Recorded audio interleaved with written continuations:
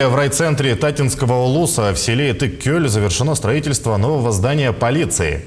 Старое здание эксплуатируют с 60-х годов прошлого века. Оно давно признано аварийным. Строение ушло в землю по окна, полы холодные, зимой вода замерзает прямо на полу. В таких условиях стражи порядка трудились долгое время. Сейчас, благодаря федеральной квоте, завершено строительство двухэтажного здания площадью порядка 1000 квадратных метров. Теперь все службы МВД, это отделение полиции, миграционная служба и ГИБДД находятся в одном помещении. В зимнее время температура доходила на первом этаже до минусовой. В таких условиях, конечно, о какой можно было говорить работе.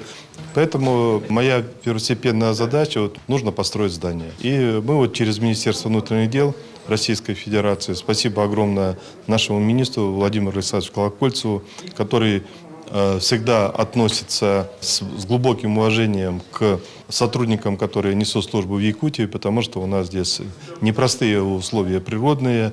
И вот на сегодняшний день мы открыли прекрасное, я считаю, здание, где тепло, светло, много сделано вот именно по выполнению майских указов президентов. Это о оказании государственных услуг нашему населению. Наши сотрудники будут нести достойную службу, улучшат свои результаты, я не сомневаюсь в этом.